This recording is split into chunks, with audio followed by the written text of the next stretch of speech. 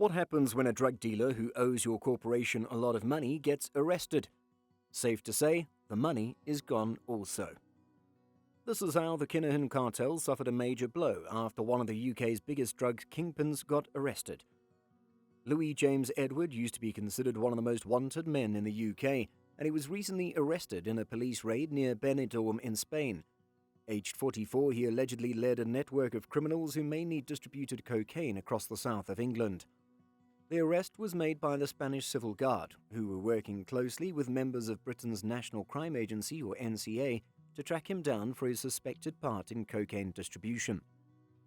The arrested drug baron owed a €20 million debt to the Kinahan gang boss, and his arrest only means he wouldn't be able to pay up. Already in custody with his properties under seizure, Mr. Edwards has no way of paying what he owes the Kinahan cartel, leaving them with nothing at the moment. The 44-year-old Brit's arrest was successful following evidence provided by whistleblowers who gave information about the gang and their business dealings. The Spanish police said the search for Edwards first began on the Costa del Sol and ended in Alicante on Spain's east coast, and working with the UK's National Crime Agency, Spanish police officers arrested Edwards while following a visiting relative who led them to the hotel where the drug dealer was arrested. While the Kinahan cartel could previously face a €20 million debt write-off, it can no longer afford to lose such large sums of money. A series of raids on facilities and known cartel associates have led to seizures of drugs and cash in Ireland and the UK. This is a slow and steady process aimed at the financial collapse of the cartel. The Kinahans believe their organization has been infiltrated by an undercover agent or customs spy who is feeding information to a massive money laundering investigation. The dismantling of the Kinahan organization is the basic plan for the dismantling of other cartels, many of which survived despite the capture of their leader.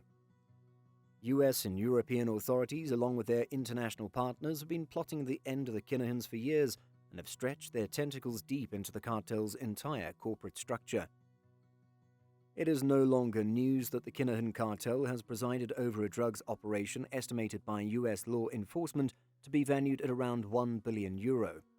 The gang's inner machinations used to also be kept secret. Their business interests were clandestine. They prided themselves on going under the radar. At first, a reward of $5 million for information leading to the financial disruption of the Kinahan organized crime organization or the arrest and/or conviction of each of the three men was offered, and the US Treasury also imposed multiple sanctions on the cartel. US banks and companies were also barred from doing business with the three men or with all of the other men named as their associates. The cartel has been going about its clandestine work for decades, and while all those involved are yet to be apprehended, its ending is nearer than expected. The gang has been likened to other ranking cartels like Italy's Camorra, Mexico's Zetas, Russia's Thieves of Law, and Japan's Yakuza.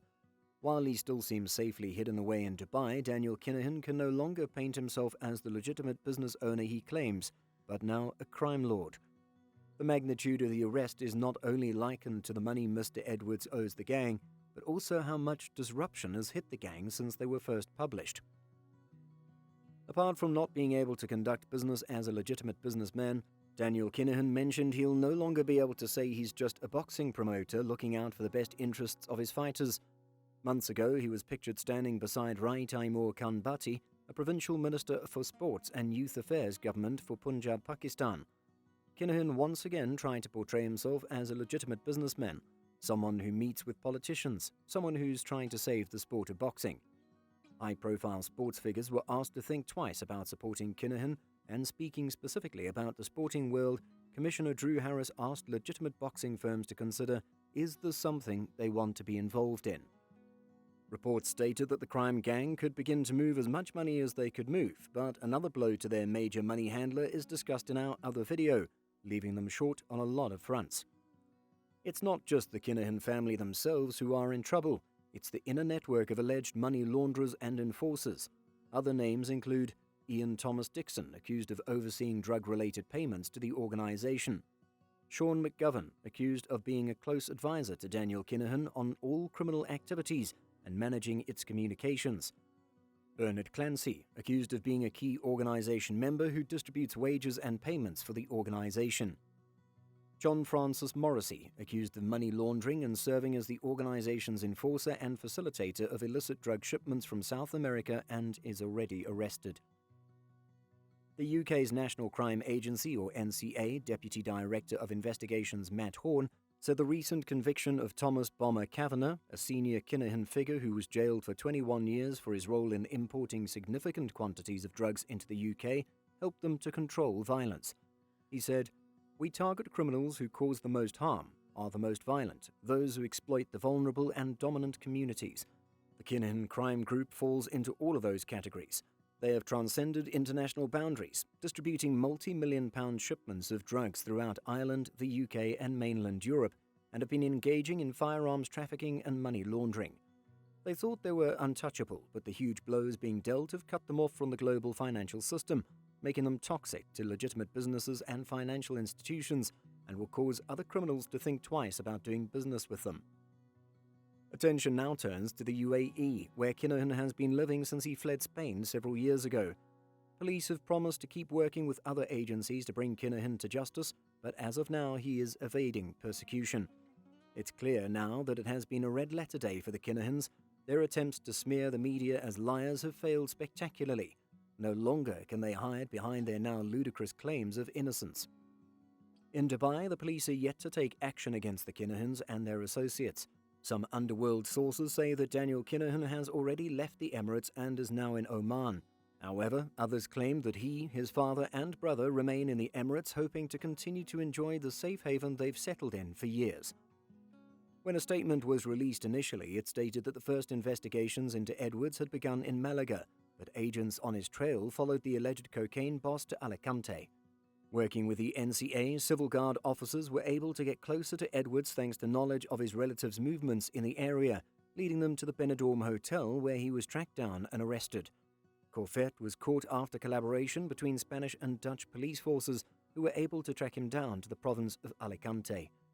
It's safe to note that the 35-year-old had been arrested on 3 previous occasions with different fake identities, twice in Alicante and once in Barcelona. Officers were able to track down the man, and after a period of intense surveillance, they deducted that he was using a 4th new fake identity and arrested him. The Dutchman was arrested while having breakfast with friends. Footage of the arrest shows him attempting to flee through a cafe. He is wanted in his native Netherlands for attempted murder, with Dutch police after him for his alleged part in a revenge shooting in a gang war where 2 people were seriously injured. No information has yet been provided over the chances of either man being extradited back to their home countries, nor any details on what sort of prison sentence they could serve. Whether or not the UK wants to extradite Edwards so he can be turned over to the custody of British police remains to be seen. If you enjoyed the video, do like and share with your friends. Don't forget to subscribe and turn on post notifications for more videos coming your way.